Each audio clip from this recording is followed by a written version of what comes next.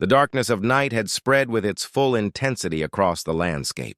The clock hands seemed frozen at 2:47 a.m. when suddenly the sound of gunfire echoed through the air, shattering the silence that had blanketed Highway N1 for years. President Ibrahim Traoré's convoy was speeding toward Bobo Dioulasso, traveling along a road that had long been known as quiet and desolate. Within moments, this forgotten stretch of asphalt transformed into a bloody battlefield, a theater of violence that would change the nation's destiny forever. The motorcycle squadron leading the convoy was the first to encounter death. Without warning, the lead bike erupted in a massive explosion, flames shooting high into the night sky as the vehicle flipped through the air. The darkness was instantly illuminated by crimson light, casting grotesque shadows across the highway. Metal fragments scattered like deadly confetti, and the acrid smell of burning fuel filled the air. Immediately following the initial explosion, the central vehicle of the convoy came under intense, coordinated fire. Bullets hammered against the bulletproof glass, creating a spiderweb pattern of cracks that seemed like death itself was trying to claw its way inside. The sound was deafening, a continuous percussion of metal striking reinforced glass, each impact a reminder of how thin the line between life and death had become. The precision and ferocity of the attack left no doubt. This was no ordinary criminal gang. These were trained, organized, and well-equipped attackers. The assault force possessed modern RPGs and automatic weapons, the kind of arsenal that spoke of substantial funding and military expertise. The ambush had been meticulously planned and executed with surgical precision. 3 days prior, solid concrete barriers had been strategically placed along this particular stretch of highway, positioned to prevent any vehicle from maneuvering left or right. The convoy was trapped in a carefully constructed kill zone, a place from which escape seemed impossible. Everything appeared to be unfolding exactly according to the assassin's plan. The initial shock had been achieved, the convoy was immobilized, and the killing ground was perfectly prepared. But the attackers had made one critical, fatal miscalculation. They had assumed, as protocol would dictate, that the president would always be traveling in the third vehicle. However, in a last-minute decision that would prove to be either instinct or divine intervention, Traoré had changed his position and moved to the fifth vehicle instead. That single decision, made perhaps on a whim or prompted by some inexplicable sense of danger, saved his life. It was the first crack in what had seemed like a flawless plan. After the first devastating round of gunfire, an eerie and unnatural silence descended upon the scene. The bullets stopped, the explosion ceased, but this quiet was far more terrifying than the cacophony of violence that had preceded it. This was not the silence of conclusion, but of anticipation, pregnant with malevolent intent. Typically, after an ambush, attackers either flee immediately upon achieving their objective or continue fighting until complete destruction is achieved. But here something was different. The enemy maintained their positions, weapons still trained on the convoy, fingers on triggers, yet no shots were being fired. It was as if they were waiting for something, a signal, a confirmation, a message that would tell them their mission was complete. President Traoré's security detail immediately recognized that the situation was highly unusual. This silence was not random. It was deliberate. The assassins were waiting for something to happen inside the convoy itself. They were expecting an internal signal that would confirm the target had been eliminated from within. During this tense pause, President Traoré found himself repeatedly glancing at his driver, Sergeant Jean-Baptiste Cafando, through the reflection in the glass. His eyes were drawn to the man with growing suspicion, a gnawing sense that something was fundamentally wrong. Cafando had been with the president for 3 years, always considered loyal and trustworthy. He had been vetted, cleared, and had served without incident for so long that he had become part of the trusted inner circle. But now, in these critical moments, small details began to stand out. Cafando's eyes kept darting to the side mirror with unusual frequency. His hands kept moving toward something beneath the steering wheel, perhaps a button, perhaps a hidden weapon. His body language betrayed a nervousness that seemed out of place for a trained security professional in a crisis situation. Then came the messages. Cafando's encrypted phone began lighting up with incoming texts that he tried to hide. Is the work complete? Has the package been delivered? Confirm status. The messages were insistent, demanding, growing more urgent with each passing second. Cafando's hand slowly began moving toward a pistol concealed beneath his seat, his fingers inching closer to the weapon while his eyes remained fixed forward. But before he could reach it, Traoré acted with lightning speed. In one fluid motion, the president drew his own weapon and pressed it firmly against the driver's neck. The temperature in the vehicle seemed to drop as tension reached its peak. The silence inside the car was absolute. When Traoré finally spoke, his voice carried no tremor, no fear, only the steel-hard certainty of a man who had just uncovered a deadly truth. Tell me the truth. Who are you really working for? The color drained from Cafando's face as if his very life force was being extracted. In his eyes appeared that particular kind of terror that only traitors experience when their duplicity is finally exposed. The horror of knowing that everything has unraveled, that the masks have fallen away, and that judgment is at hand. Sweat began streaming down his forehead despite the cool night air. His hands trembled visibly on the steering wheel. For several long moments, he remained silent, his mind clearly racing through options, calculating possibilities, weighing confessions against denials. But with the cold steel pressed against his neck and the unwavering gaze of the president upon him, he knew that deception was no longer possible. Finally, in a voice barely above a whisper, shaking with fear and shame, Cafando began to speak. Sir, Mr. President, everyone is involved in this. From the defense minister to the ambassadors in various embassies, the bribes have already been distributed. The money has changed hands. Your survival tonight was never part of anyone's plan. You were meant to die here on this road in this ambush. The arrangements were made, the payments transferred, the agreements signed. This conspiracy goes deeper than you can imagine. This confession was not meant for the president's ears alone. Traoré had the presence of mind to immediately activate his phone's recording function, capturing every word. This was the moment when a traitor's tongue, loosened by fear and guilt, would produce evidence that would shake the entire nation to its foundations in the coming days. Cafando continued, his words tumbling out in a desperate flood. I was trapped, sir. They found my weaknesses and exploited them systematically. My gambling debts were not accidental. They were deliberately increased, manipulated. I was drowning in obligations I could never repay, and then they offered me a lifeline. But the price was your life. My role was simple but devastating. Either lead you into this ambush, or, if the external attack somehow failed, eliminate you from inside the vehicle myself. I am so sorry, sir. I am so deeply sorry. The anguish in his voice was genuine, but it changed nothing. Traoré's face remained impassive as marble, showing neither anger nor sympathy. He was a leader in crisis mode now, thinking not of personal betrayal, but of national security, of the web of conspiracy that was being revealed. Outside the immobilized convoy, the attackers remained in position, but confusion was beginning to spread through their ranks. Their radio communications, intercepted and recorded by the security team, revealed conversations in multiple languages: French, English, and even Mandarin Chinese. This multinational aspect of the assault force was itself revealing, suggesting a conspiracy that crossed national boundaries and involved multiple foreign powers. The attackers were becoming increasingly agitated, repeatedly asking, why hasn't the signal been received? Why hasn't the target fallen? What's happening inside the vehicle? Has the internal asset completed his mission? Their confusion and growing desperation were palpable in every transmission.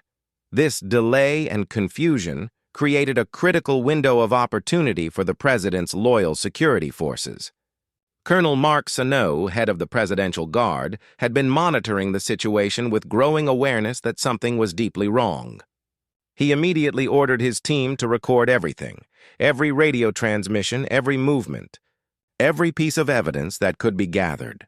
In a brilliant tactical decision, Sano had deliberately called in a backup unit that had been kept completely off the books and out of normal communication channels. This was a security measure he had implemented on his own initiative, a shadow force that existed precisely for situations where the regular security apparatus might be compromised. Because this unit was unknown to the conspirators, they had no way to anticipate or plan for their intervention. This was the turning point, the moment when death's grip began to loosen. The traitor driver's secrets had been exposed, the external assassins were in disarray and confusion, and inside the vehicle the president's resolve stood firm as forged steel. The convoy was no longer prey. Instead, it was transforming into a blazing torch that would illuminate the darkness of corruption and conspiracy throughout the entire nation. The echo of gunfire on the highway had barely begun to fade when the president's loyal security forces began moving with coordinated precision. The convoy appeared to be stuck in a dead end, surrounded and trapped, but with the internal betrayal exposed. The tactical situation was beginning to shift dramatically. Colonel Sanu made the immediate decision not to give the enemy any more time to reorganize or receive new orders. Speaking a coded phrase into his radio, he activated the hidden response unit. Within moments, the Alpha unit of the Presidential Guard, the elite force that had been kept, deliberately unaware of the convoy's actual location and route, began racing toward the scene at maximum speed. Inside the lead vehicle, Cafando sat with his forehead drenched in sweat, now completely at the president's mercy. Traoré, his eyes filled with a cold, hard seriousness, spoke again. "You spent 3 years deceiving me, looking me in the eye day after day while planning my death. Now tell me everything, or your end comes here and now." In a trembling voice, Cafando revealed more. "Sir, this entire operation has been in preparation for 1.5 years. I was deliberately entrapped through gambling. My debts systematically increased to create a pressure point. Then they purchased my loyalty, or rather my betrayal. They placed a burden on my shoulders that I could neither carry nor discard. My assignment was straightforward. Either lead you into this killing ground, or if the external attack somehow failed, eliminate you from inside the vehicle. I was their insurance policy, their final fail-safe." These words wounded Traoré's heart. The pain of betrayal by someone trusted is among the deepest cuts a leader can experience. But his face remained expressionless, hard as marble. He quietly activated his mobile phone to ensure this confession would be preserved forever, creating an incontrovertible record. As the recording continued, Cafando revealed even more. Defense Minister Robert Albudo is the central figure in this conspiracy. He's the one who forced you onto this specific route, claiming it was necessary for security reasons. This attack isn't just external, it's deeply internal. The media has been bought, religious leaders compromised, elements of the military purchased. Money has been distributed widely. Ambassadors are prepared with pre-written statements. Your survival was not permitted in anyone's calculations. You were supposed to die tonight, sir. That was the plan, and everyone believed it would succeed. These words were like fire, entering through ears and burning into hearts. Colonel Sanu, listening to everything, immediately signaled his team to record the external communications as well. The enemy's radio messages were revealing their growing panic and confusion. As the Alpha unit arrived, a fierce firefight erupted. The gunfire transformed the dark night into a war zone, muzzle flashes lighting up faces and vehicles in strobe-like bursts. The attackers, realizing their plan had catastrophically failed, attempted to flee, but the president's loyal forces surrounded them from all directions, cutting off escape routes systematically. Inside his vehicle, President Traoré sat calmly, his eyes still fixed on the driver who had worn the mask of loyalty for 3 years. Meanwhile, intelligence officers had hacked into Cafando's phone and were tracing the messages. The code they had used appeared initially unbreakable, and sophisticated encryption that should have been beyond quick analysis. However, Pascal Bongo, Traoré's young technology advisor, managed to crack it within minutes. Only 22 years old, Pascal had developed an algorithm during his university days that could recognize the foundational patterns in such communications.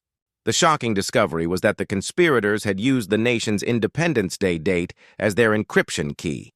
They had transformed patriotic symbolism into a tool of betrayal. Once the code was broken, the entire network lay exposed. Names, numbers, and secret contacts emerged one by one in the decrypted files. Not just the 60 individuals directly involved in the attack, but a web of over 400 people spread across 12 countries became visible. The conspiracy included politicians, ambassadors, military officers, religious leaders, business magnates, and prominent media figures. President Traoré issued immediate orders to his commanders. Launch Operation Cleansing Storm now, at this very moment. Let no rank, no office, no border stop you. Anyone who is part of this conspiracy must be arrested. Move swiftly. Move decisively. The order was like an earthquake. In the darkness of night, there were not only the sounds of bullets, but tremors ran through the halls of power throughout the capital. The nighttime calm was shattered as military vehicles with sirens blaring began moving through the streets of Ouagadougou. Defense Minister Robert Albudo was arrested from his bedroom, caught completely by surprise as elite soldiers surrounded his residence. At the airport, French Ambassador Marie Leclerc was apprehended while attempting to flee the country with $2 million in cash and a ticket to Paris.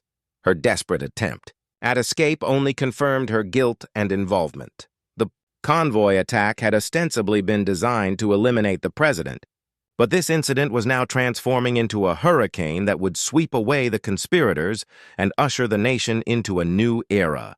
As Operation Cleansing Storm commenced, the atmosphere in the capital changed completely. Military trucks with sirens wailing moved through the streets. Intelligence units broke down doors and stormed into homes of the powerful. Politicians, generals, and business personalities who had felt themselves untouchable were now hiding in their mansions. But the long arm of justice reached them all. With each arrest, more secrets were revealed, more connections exposed. The initial investigations revealed the conspiracy's staggering scale. The network had allocated not just a few million, but $400 million specifically for the president's assassination. This amount was beyond ordinary comprehension. The question immediately arose, where did this money come from? Who provided it and where did it go? Young tech expert Pascal Bongo once again proved his extraordinary capabilities. He traced international crypto exchanges, Swiss bank accounts, and shell companies in Dubai.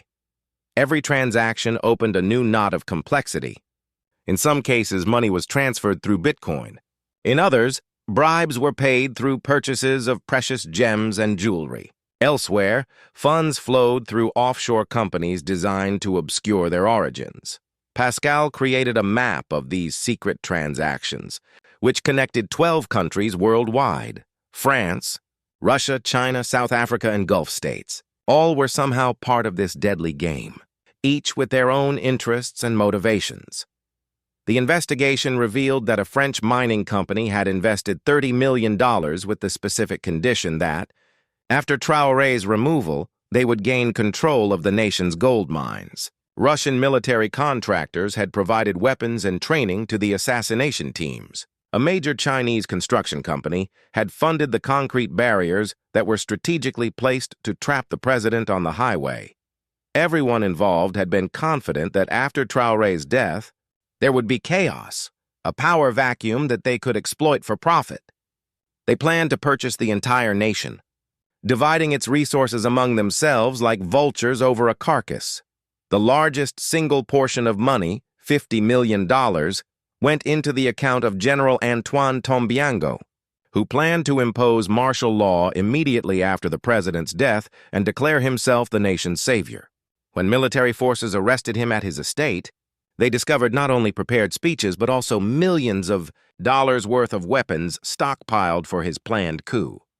The prepared speech was chilling in its presumption.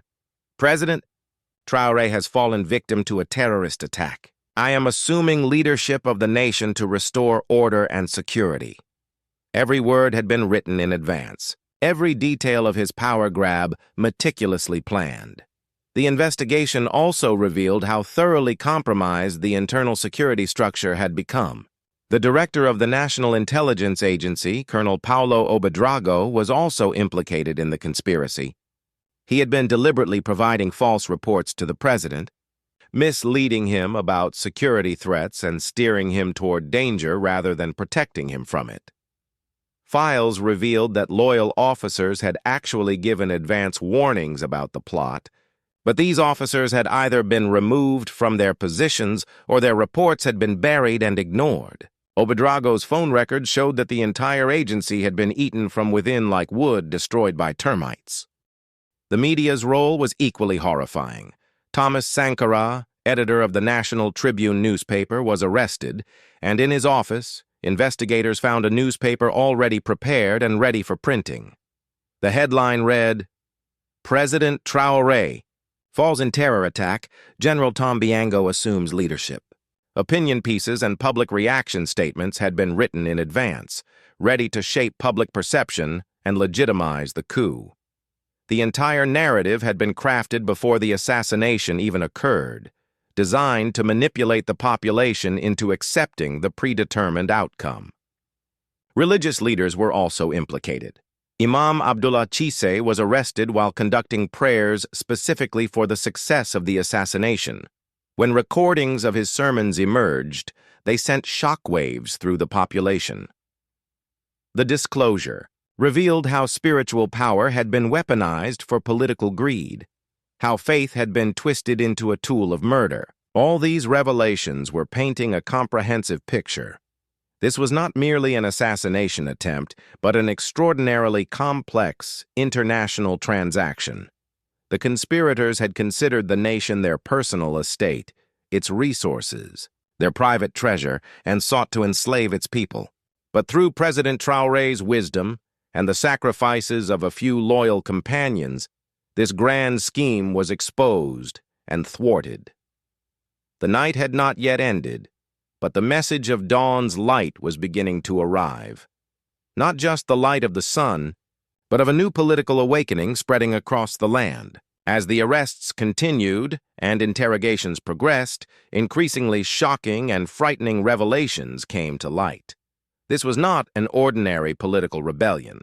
The conspiracy was based on advanced use of technology, science, and psychology that went far beyond traditional methods of political violence. The investigative team began examining the president's vehicle in detail.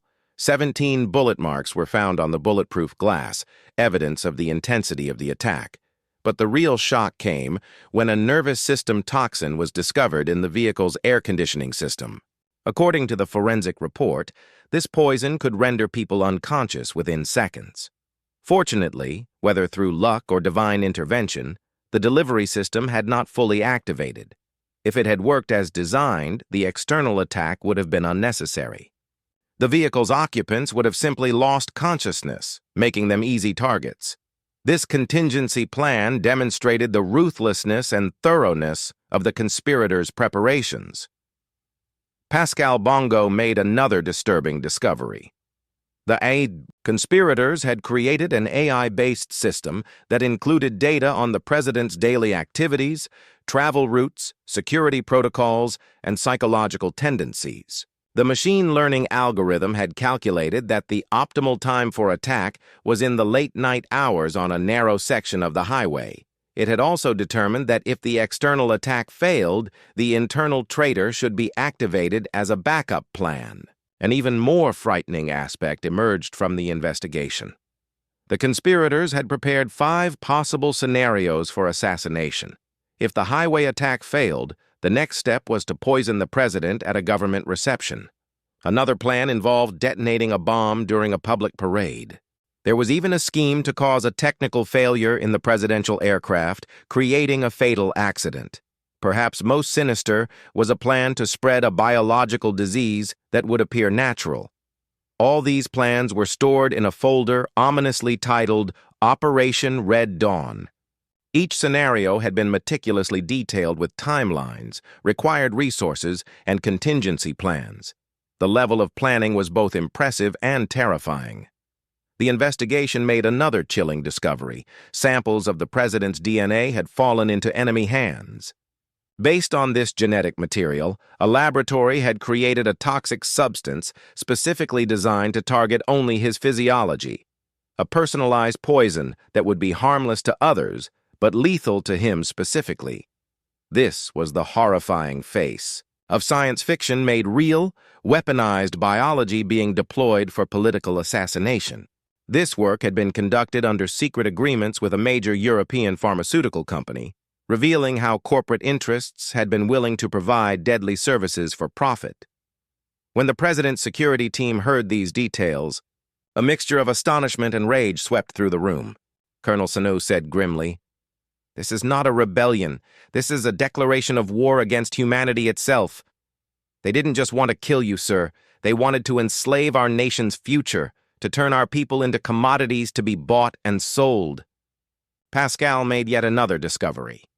The conspirators had created an artificial currency called blood coin within their secret network. Payments to assassins and weapons purchases were made through this untraceable system. This currency was invisible to normal oversight, yet millions of dollars could be transferred in moments. When the system was captured and shut down, several international criminal organizations were financially devastated overnight. Their money laundering networks collapsed, and law enforcement agencies in multiple countries suddenly had new leads to pursue. All these revelations made it clear that the conspiracy was not merely about changing leadership. This was a comprehensive scheme involving science, technology, psychology, media, religion, and economics, all weaponized simultaneously. This was a corporate coup, cultivated by global powers for their financial and political interests. President Traoré addressed his team. "Today we have not just thwarted an attack. We have proven that no matter how advanced the enemy's technology, faith, courage, and unity are more powerful. But this fight is not over. Now we must cut out their roots completely. We must ensure this can never happen again." These words resonated through the room, and everyone realized that this struggle and determination was not just a story for one nation, but a message to the entire world. Even the most sophisticated conspiracy against humanity can be defeated by courage and unity. The streets of Ouagadougou presented extraordinary scenes. Military vehicles raced through the capital, helicopters patrolled the skies, and intelligence agencies were detaining every suspicious individual. Powerful people who just yesterday had been giving speeches at rallies and appearing on newspaper front pages now stood in handcuffs, lined up like common criminals. This scene created a political earthquake throughout the nation. President Traoré immediately delivered an emergency address broadcast live on radio and television. "My people, today we have witnessed a day when our land was being sold beneath our feet, when our future was being mortgaged to foreign interests. But remember, we have won this war. No power can now purchase our independence. Our sovereignty is not for sale at any price." This address was broadcast live and sent a new wave of courage through the population. But the real battle was just beginning in courtrooms and interrogation rooms. The arrested conspirators were placed in a single detention facility so their activities could be monitored. As soon as they came face to face with each other, mutual accusations began flying. Defense Minister Robert Albudo claimed everything was done under orders from French Ambassador Leclerc. Leclerc insisted it was all General Tombiango's scheme. Tombiango blamed Russian military contractors, and the Russian agents pointed fingers at Chinese companies. This blame-shifting became so intense that prisoners sometimes came to physical blows. The investigators recorded every conversation and sent reports to the president. It had become clear that this conspiracy was not limited to any one leader or group, but was a temporary alliance of diverse international interests. As soon as the plan failed, the involved parties immediately tried to make each other scapegoats. The recordings from interrogation rooms were gradually released to the public, and nightly broadcasts began on national television. People sat in the darkness, watching as the leaders they had trusted were revealed as the nation's greatest enemies. Families gathered around radios and televisions, listening in stunned silence as the full scope of the betrayal became clear. The media's role had been thoroughly discredited. The same newspapers and channels that had been running campaigns against Traoré now found their editors and owners in custody. The public withdrew their trust and boycotted the old compromised media outlets. In their place, new independent and free journalistic platforms began emerging. Journalism was forced to pivot from lies toward truth, from propaganda toward genuine reporting. Within religious circles, there was also upheaval. Imam Abdullah Chisa's recordings brought thousands of his followers to the streets. Initially, there were protests defending him, but when recordings of his sermons were broadcast, in which he had declared the attackers to be conducting jihad in God's path, people's hearts broke. Their trust was shattered completely. Questions were raised before religious scholars throughout the nation. Some honest ulama came forward and reminded the people that religion does not support bloodshed and betrayal. True faith stands against oppression, not with it. This crisis became an opportunity for religious renewal and return to authentic values.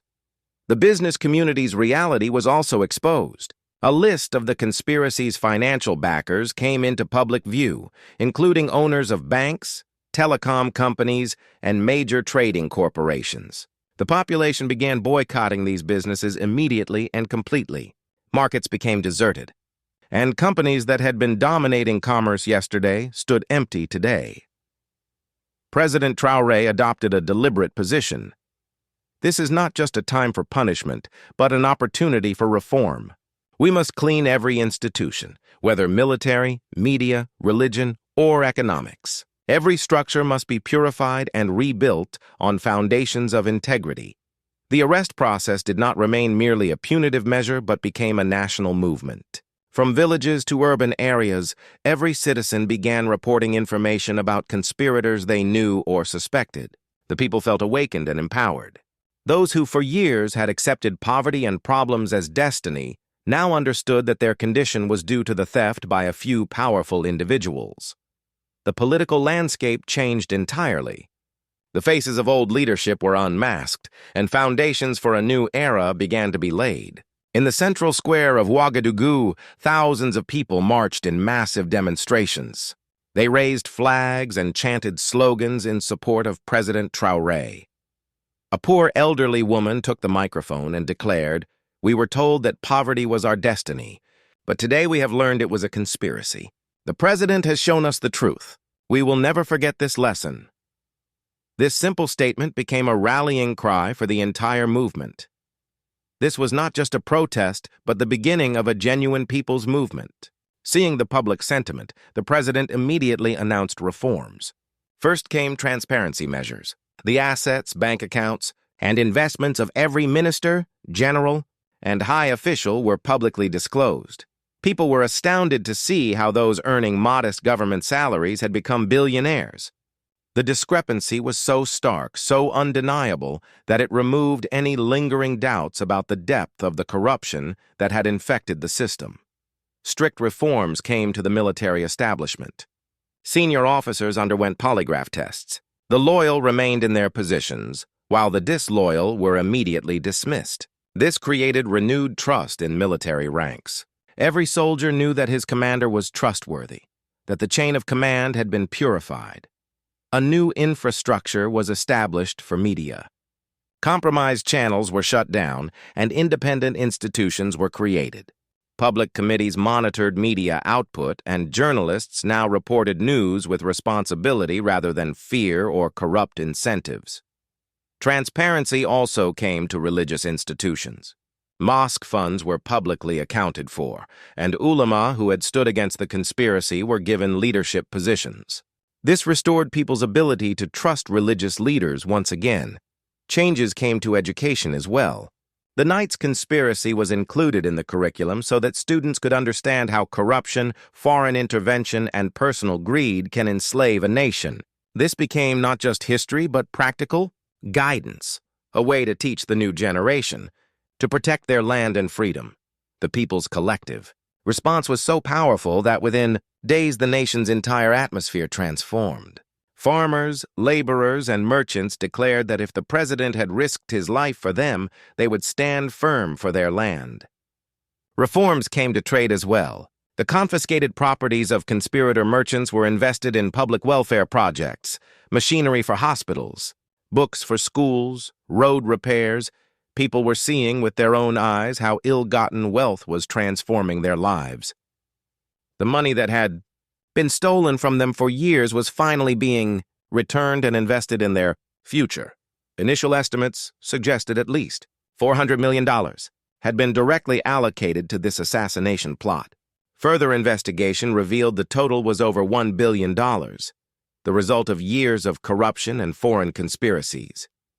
Money that should have gone to hospitals, schools, and roads had instead been used by the ruling class to fill their coffers and enslave the nation. The president announced that all confiscated wealth would be spent on public welfare, not hidden in secret accounts. A special commission was formed, including military, judiciary, civil society, and youth representatives. The public was told exactly how much money came from where and where it would be spent. First, initiatives were taken in healthcare. Modern equipment was installed in hospitals that had lacked even basic machines for years. Operating theaters became functional again, and mobile clinics were sent to rural areas. For the first time, people felt that looted wealth was being returned for their benefit. Education experienced a revolution. School buildings were constructed, books became free, and teachers received better salaries. The declaration that every child would receive quality education brought new hope to parents' hearts throughout the nation. Infrastructure transformed. Road construction that had been stalled for years resumed. Railway lines were repaired. Bridges were rebuilt, and a comprehensive network was laid to connect villages to cities. Signs were placed on every road.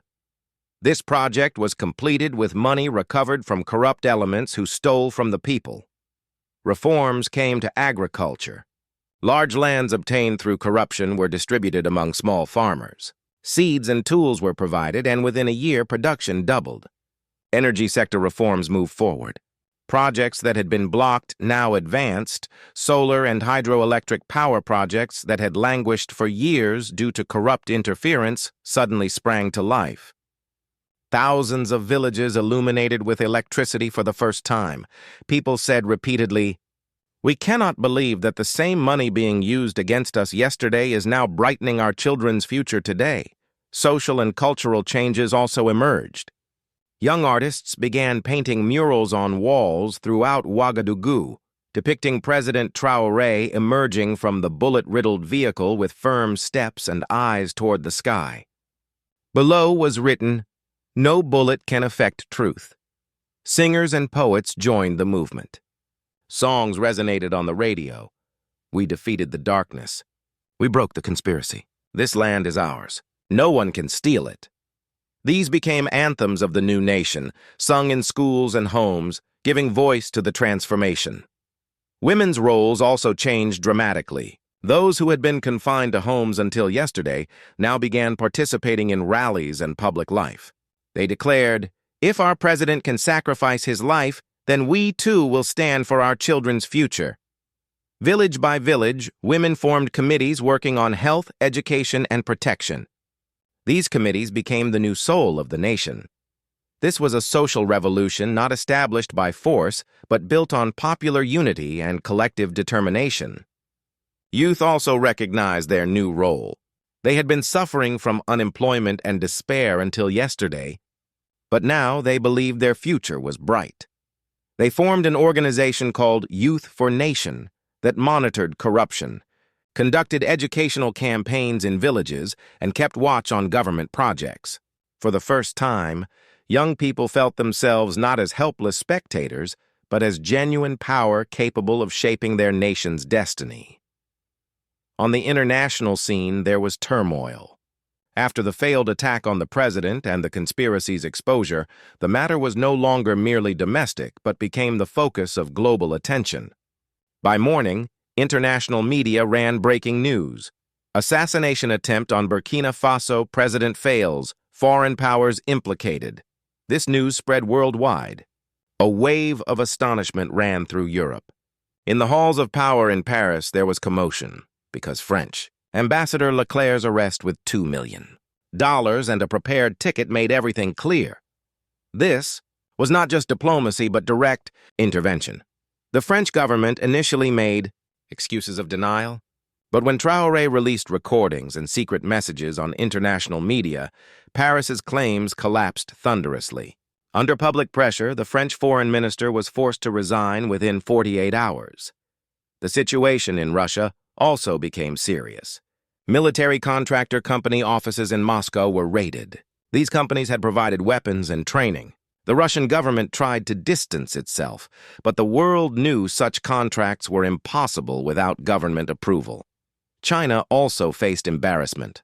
Investigations revealed that concrete barriers on the highway were placed by a Chinese company purchased by conspirators with promises worth billions of dollars. Beijing announced action, but throughout Africa, people believed this had all happened at the governmental level. Several African nations began reviewing Chinese projects with new scrutiny. The diplomatic crisis intensified when Burkina Faso recalled ambassadors from nations implicated in the conspiracy. Traoré announced, "We will not accept any friendship at the cost of our independence. Any nation conspiring against us cannot remain our partner." This declaration came with practical measures. French embassy personnel expelled, Russian company offices closed, all Chinese company contracts canceled. This forced global powers to recognize that even a small African nation could stand against them. The United States declared rhetorical support, though analysts noted this was primarily because America wanted to weaken its rivals, France, Russia, and China. Traoré wisely stated, "Burkina Faso will not come under pressure from any power. We chart our own course. The African Union made this a test case. After the session, a resolution was passed. Africa will not tolerate any nation's intervention in its independence." This was historically significant, and in the hearts of African people, it made Traoré a hero. International financial institutions also came under pressure. Money used for the conspiracy had passed through banks that called themselves transparent. When reality emerged, many European and Gulf banks were forced to face billions of dollars in losses and reputational damage. Global public opinion also shifted. Previously, Traoré had been portrayed as a hardline leader. Now he was presented as a hero who survived against impossible odds. Newspapers ran headlines. Even bullets couldn't stop a true leader's determination. This all occurred when anti-corruption and anti-foreign intervention popular movements were gaining momentum worldwide. Traoré's story became an example for them. From Latin America to the Middle East, people took to the streets chanting, "If Burkina Faso can stand up, why can't we?" Thus, the assassination conspiracy intended to destroy the nation became an embarrassment for the powerful on the global stage and inspiration for the weak. The diplomatic balance shifted, and at the center was a small nation that showed self-respect is more powerful than guns. After weeks of investigation, the trials began in earnest. President Traoré made a crucial decision.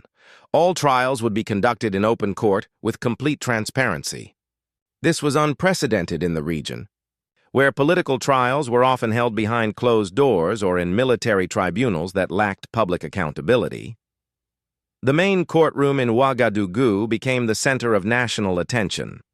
Every day, hundreds of citizens lined up hours before dawn to secure seats in the public gallery. Those who couldn't enter gathered in the plaza outside, where large screens broadcast the proceedings live. Throughout the nation, people stopped their daily activities to watch, listen, and learn. Defense Minister Robert Albudo was the first major figure to stand trial. As he entered the courtroom in handcuffs, the public gasped. This man who had wielded enormous power, who had walked these halls commanding respect and fear, now shuffled forward with his head bowed. The evidence against him was overwhelming.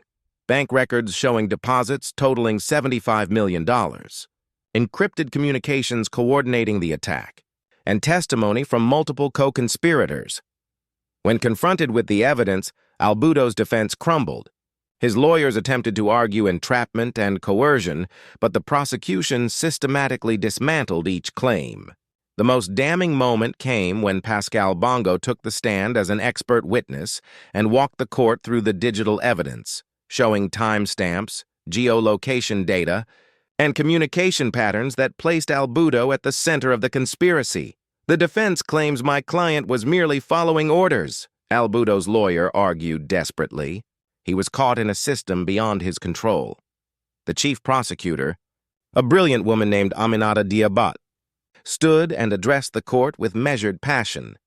Your Honor, the evidence shows that Minister Albudo was not following orders. He was giving them. He coordinated payments, approved operational plans, and personally selected the highway location for the ambush. He was not a pawn. He was a kingpin. The verdict came after 3 days of testimony, guilty on all counts of high treason, conspiracy to commit murder, corruption, and abuse of office. The sentence, life imprisonment without possibility of parole, complete forfeiture of all assets, and permanent disqualification from any public office. Following Albudo's conviction, the other trials proceeded rapidly. General Tombiango's trial was particularly dramatic.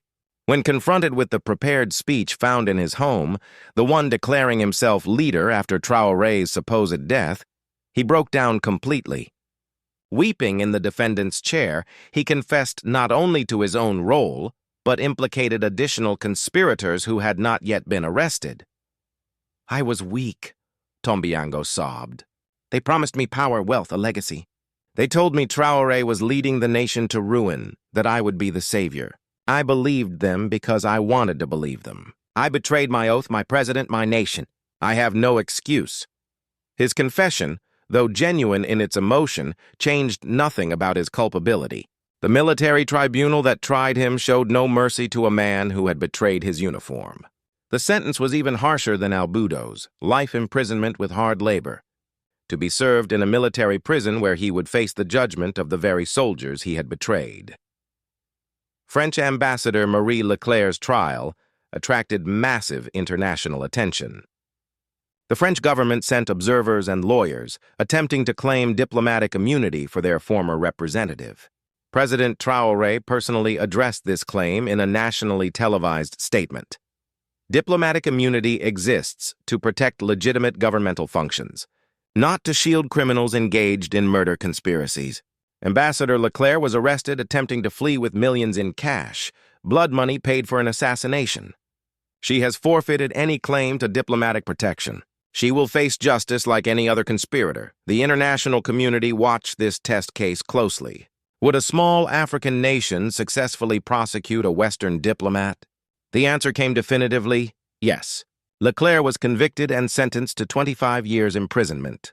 The French government, embarrassed and weakened, eventually stopped protesting, quietly accepting this new reality. Perhaps no trial captured public attention more intensely than that of Sergeant Jean-Baptiste Cafando, the driver who had been at the president's side for 3 years while planning his murder. His trial was broadcast with the highest viewership in the nation's history. Cafando entered the courtroom looking broken, aged beyond his years by guilt and fear. When asked to enter his plea, he stood and spoke clearly. "Guilty on all charges, Your Honor. I have no defense to offer, no excuses to make. I betrayed the man who trusted me, and I betrayed my nation. I deserve whatever punishment this court decides." But the prosecution was not satisfied with a simple guilty plea. They wanted the full story told for the historical record and for the education of the public. Over 4 days, Cafando was made to recount in excruciating detail how he had been recruited, how the conspiracy had exploited his weaknesses, and how close he had come to completing his deadly mission. The most emotional moment came when President Traoré himself took the stand, not as the accused, but as a witness. The courtroom fell into absolute silence as he approached the witness box. "Sergeant Cafando drove me to hundreds of events," Traoré testified, his voice steady but weighted with profound sadness. "He was there for my daughter's school performances, drove my wife to the hospital when she was ill, waited patiently through long nights of meetings. I trusted him with my life every single day. And every single day he was planning to take that life." Traoré paused, then looked directly at Cafando. "But I do not hate you. I pity you. You allowed yourself to be purchased, to become a tool of forces that care nothing for you or for our people. You lost your soul, and in doing so, you nearly cost our nation its future." Cafando wept openly, unable to meet the president's gaze. The psychological weight of facing the man he had betrayed was clearly crushing him. The verdict was never in doubt. Guilty. But the sentencing sparked national debate. Some called for execution. Treason of this magnitude deserved the ultimate penalty. Others argued for mercy, noting Kafando's genuine remorse and his cooperation with investigators. President Traoré made a personal recommendation to the court. "I ask that Sergeant Kafando's sentence be severe, but not capital. Let him live with his guilt. Let him spend decades reflecting on his betrayal. And let him serve as a living reminder that betrayal of trust is the deepest wound one can inflict," the court sentenced Kafando to 40 years imprisonment with the possibility of parole after 30 years if he demonstrated genuine rehabilitation. Additionally, he was required to spend 1 day each month speaking to military cadets about his crime, a living lesson in the consequences of betrayal. The trials of foreign conspirators proved more complicated. Russian military contractors, Chinese corporate executives, and various other international players had fled to their home countries immediately after the plot failed. Burkina Faso demanded their extradition, but most nations refused, citing various technicalities and legal obstacles. President Traoré responded creatively. Working with international law enforcement and using the mountain of evidence Pascal Bongo had compiled, he initiated criminal proceedings in multiple jurisdictions. If Russia wouldn't extradite the contractors, Burkina Faso would work with Interpol to issue red notices, making these criminals international fugitives unable to travel freely. Several European nations, embarrassed by the scandal and facing public pressure, began their own investigations. 3 Russian contractors were eventually arrested in Cyprus and extradited not to Burkina Faso but to The Hague, where they faced charges of conspiracy to commit political assassination, a crime against international law. The Chinese company executives faced different consequences. While they were never extradited, their company was completely banned from operating anywhere in Africa. The African Union, inspired by Burkina Faso's stand, passed a resolution barring any company involved in political conspiracies from conducting business on the continent. The financial losses ran into billions, sending a clear message that such interference carried real costs. The trial of Imam Abdullah Cissé shook the religious community to its core. Many of his followers initially refused to believe the charges, convinced this was a political attack on Islam itself. But when the recordings were played in open court, his voice clearly heard calling the assassins holy warriors and promising them paradise for killing the president. The denials became impossible. "You used faith as a weapon," the prosecutor declared. "You twisted the words of God to serve political masters who paid you in cash. You told young men that murder was jihad, that assassination was martyrdom. How many souls have you poisoned with these lies?" Sis's defense attempted to claim he had been quoted out of context, that his words had been manipulated. But the recordings were clear and unambiguous. Moreover, financial records showed he had received over $5 million from the conspiracy network, money allegedly for mosque construction that had never resulted in any actual building projects. The Islamic scholarly community split in response. Conservative elements initially defended Sisi, arguing that the secular government had no right to judge religious matters. But progressive scholars, horrified by the betrayal of Islamic principles, spoke out forcefully. Sheikh Ibrahim Konate, one of the nation's most respected religious voices, delivered a powerful sermon that was broadcast nationally. Islam does not permit murder for political gain. Islam does not allow scholars to be purchased like merchandise. Imam Sisi has betrayed not just our nation but our faith. He has made Islam a tool of oppression when it should be a force for justice. We, the true scholars of this faith, condemn him absolutely. Sisi was convicted and sentenced to 20 years imprisonment.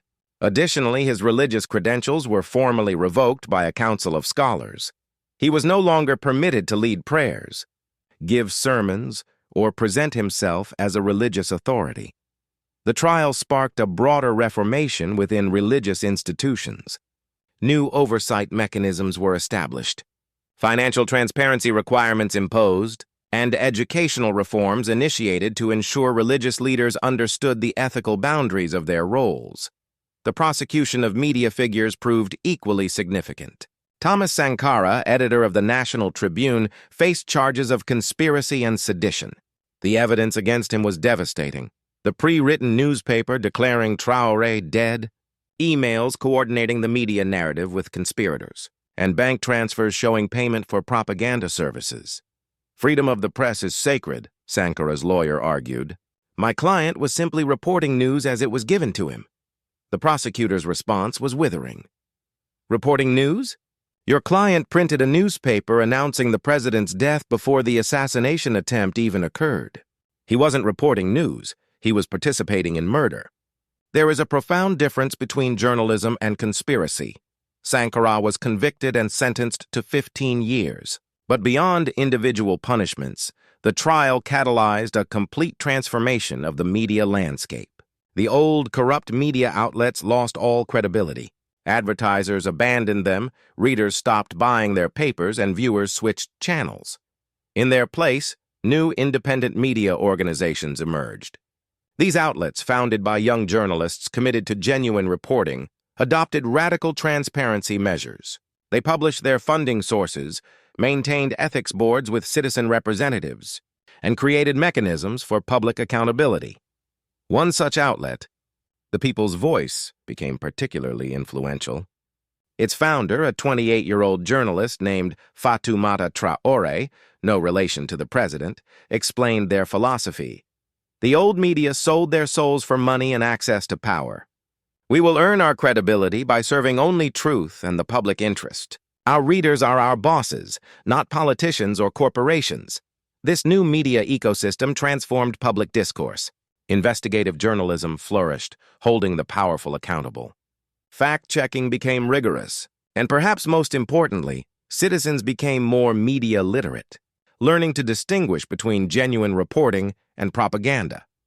With the conspirators' assets fully seized, totaling over $1.2 billion, President Traoré faced a critical choice: how to use these recovered funds most effectively. He established a National Recovery Commission with representatives from every sector of society: farmers, workers, business owners, religious leaders, teachers, healthcare workers, and students. The commission operated with complete transparency, holding public meetings broadcast live and publishing detailed reports of every decision. This participatory approach ensured broad public support and prevented the recovered assets from simply becoming a new source of corruption. The Commission's recommendations were ambitious: 40% of funds to education, 30% to healthcare, 20% to infrastructure, and 10% to agricultural development. But beyond these allocations, the approach to development changed fundamentally. In education, new schools were built, but communities participated in their design and location. Teachers received substantial salary increases, but also enhanced training and accountability measures. Textbooks were updated, but included content developed by Burkinabe educators rather than imported wholesale from former colonial powers. The result was transformative. Within 2 years, school enrollment increased by 60%. Literacy rates, which had stagnated for decades, began climbing steadily. Most importantly, the quality of education improved dramatically as motivated. Well-paid teachers with proper resources replaced the demoralized, under-resourced system of the past. Healthcare reforms followed similar principles. New clinics opened in rural areas, equipped with modern medical technology purchased with recovered funds. But equally important, medical training programs expanded, creating a new generation of Burkinabe doctors and nurses who understood their community's specific needs. Mobile health units, equipped with telemedicine capabilities, reached remote villages for the first time. Maternal mortality rates, historically among the highest in the region, began to decline as pregnant women gained access to proper prenatal care and safe delivery facilities. The agricultural reforms proved particularly impactful. Land confiscated from corrupt officials was redistributed to smallholder farmers. Over 250,000 families received parcels. But land alone wasn't enough. The program also provided high-quality seeds adapted to local conditions, modern irrigation equipment, and training in water conservation, access to microcredit for purchasing tools and livestock agricultural extension services, providing ongoing technical support guaranteed, minimum prices for key crops, protecting farmers from exploitation. The results exceeded all projections. Within 3 growing seasons, national food production increased by 85%. Burkina Faso, which had imported significant quantities of food, moved toward self-sufficiency and even began exporting surplus crops to neighboring nations. One farmer, a 52-year-old woman named Mariam Ouedraogo, became the symbol of this transformation. For decades, she had struggled on a tiny plot, barely feeding her family. After receiving 10 hectares of redistributed land, seeds, irrigation equipment, and training, her annual income increased 15-fold. "I used to pray each night that my children would eat the next day," she told a gathering of farmers. "Now I pray in thanks because I know they will eat, and they will go to school, and they will have futures brighter than I ever imagined." President Traoré gave us more than land. He gave us dignity and hope. The infrastructure investments connected previously isolated communities to markets and opportunities. Roads that had been impassable during rainy seasons were properly paved. Villages that had never had electricity were connected to expanding solar and hydroelectric grids. Internet connectivity reached rural areas for the first time, opening new educational and economic possibilities.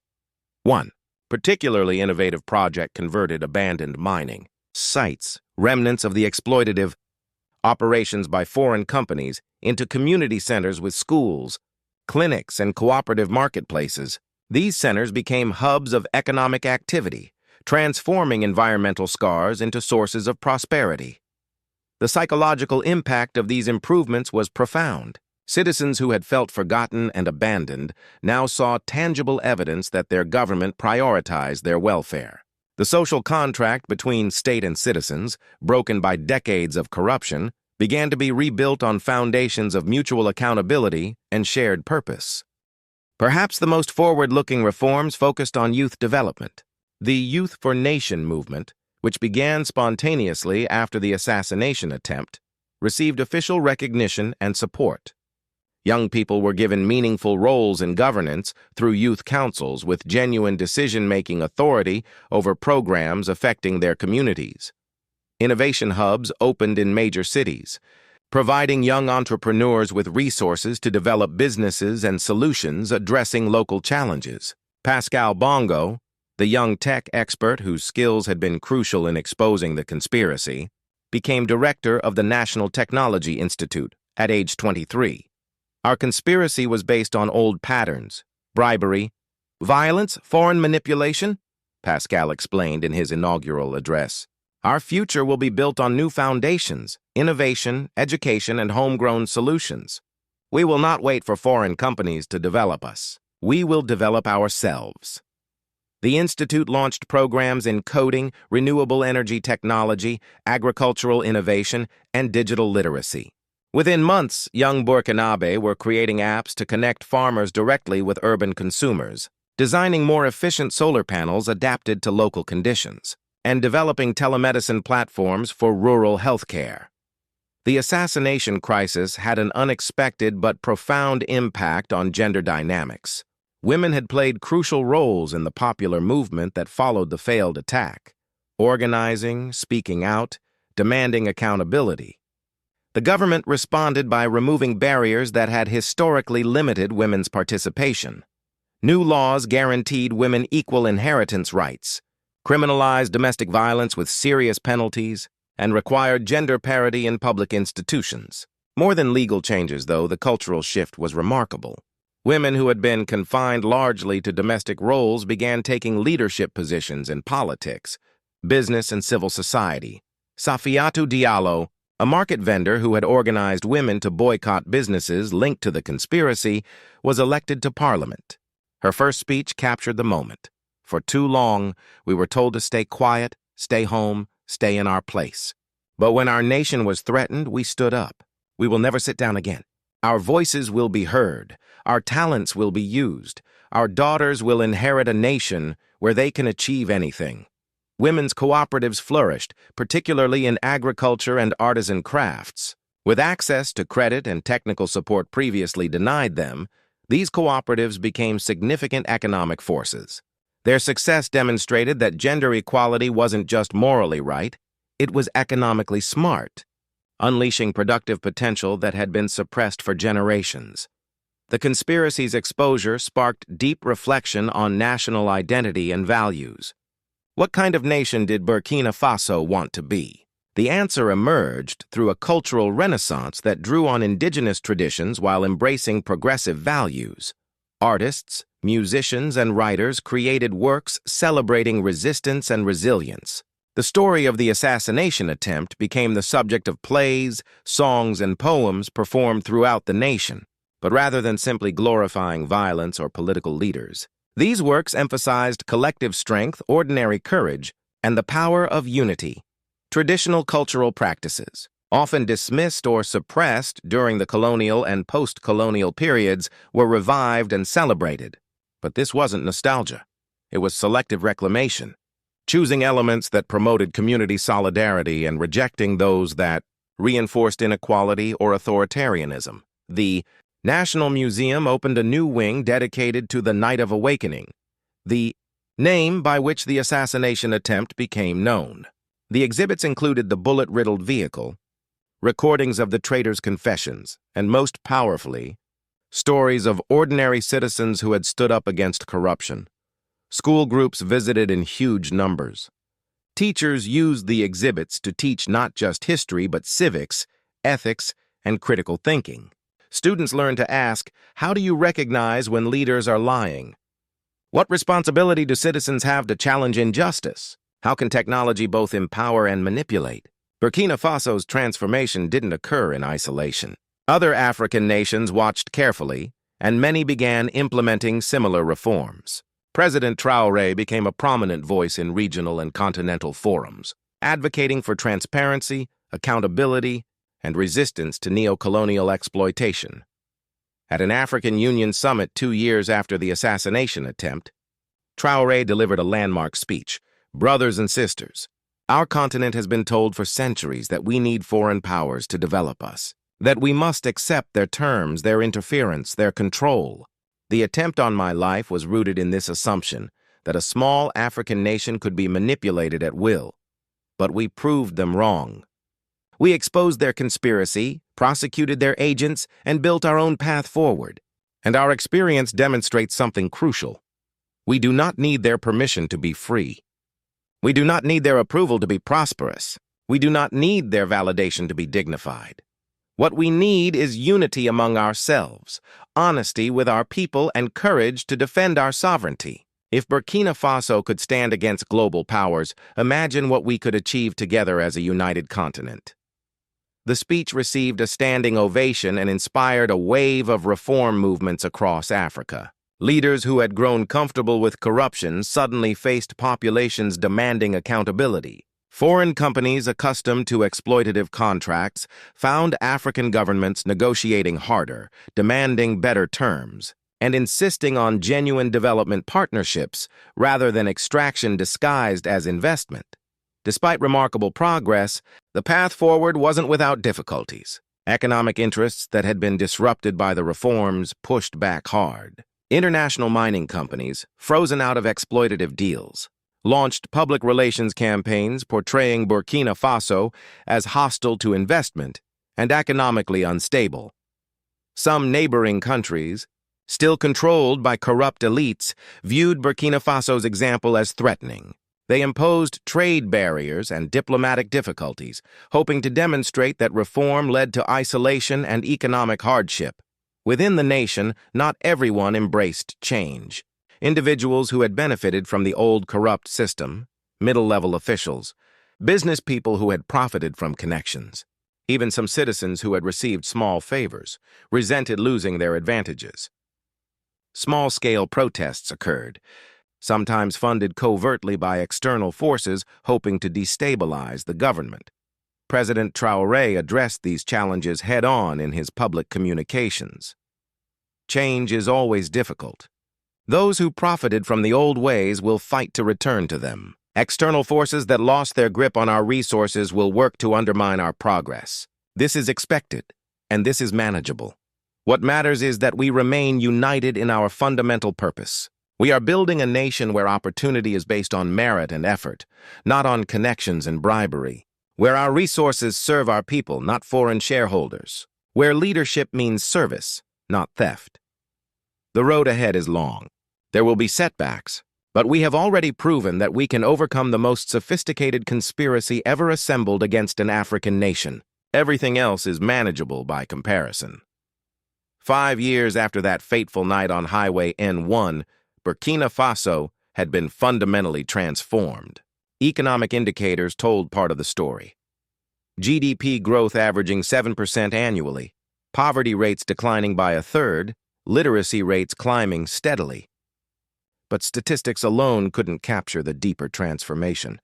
The nation had developed something more valuable than wealth, a culture of accountability, a population that refused to be passive subjects, and institutions designed to serve public interest rather than private greed.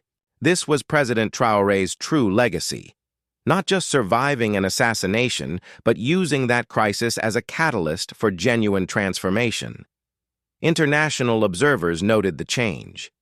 A United Nations report on governance and development cited Burkina Faso as demonstrating that rapid, comprehensive reform is possible when political will combines with popular mobilization. The case challenges assumptions about African governance and development, showing that solutions rooted in local agency and accountability can achieve results that externally imposed programs rarely deliver. But perhaps the most meaningful assessment came from ordinary citizens. At a 5th anniversary commemoration of the Night of Awakening, thousands gathered in the capital. One speaker, a university student named Ibrahim, born the very night of the assassination attempt and named in honor of the president, captured the sentiment. "I am part of the generation that will never know the old Burkina Faso, the nation where leaders betrayed their people, where foreign powers treated us as puppets, where poverty was accepted as destiny. That nation died the night they tried to kill President Traoré. A new nation was born in its place. We face challenges, all nations do. But we face them as free people, as equals, as citizens with voice and power. That is the true victory of that night. Not just that the president survived, but that we all did. Our nation survived, our dignity survived, our future survived. And to those who would conspire against us again, who would try to purchase our sovereignty or steal our resources, we have a simple message: we are awake now. We will never sleep again." The crowd's roar of approval echoed through the streets of Ouagadougou, a sound that carried not just pride but promise, a promise to protect and build upon the legacy forged in crisis, to ensure that the betrayals of the past would never be repeated, and to demonstrate that a small nation with courage and unity could stand against any force that threatened its freedom. President Traoré, now graying but still vigorous, stood on the platform watching the celebration. Beside him was his former driver, Kafando, who had been released on parole after demonstrating genuine rehabilitation and spending years educating others about the dangers of corruption. Their presence together symbolized something profound, that even the deepest betrayals could, with truth and accountability, be transformed into lessons that strengthened rather than divided. As the sun set on the anniversary celebration, casting golden light across the capital, the message was clear. Burkina Faso had proven that nations need not be victims of their circumstances, that sovereignty could be more than rhetoric, that the arc of history could be bent toward justice by ordinary people doing extraordinary things. The Night of Awakening had indeed awakened more than one nation. It had sent ripples across a continent and beyond, a reminder that courage, unity, and unwavering commitment to truth could overcome even the most sophisticated conspiracies of power and greed. The end.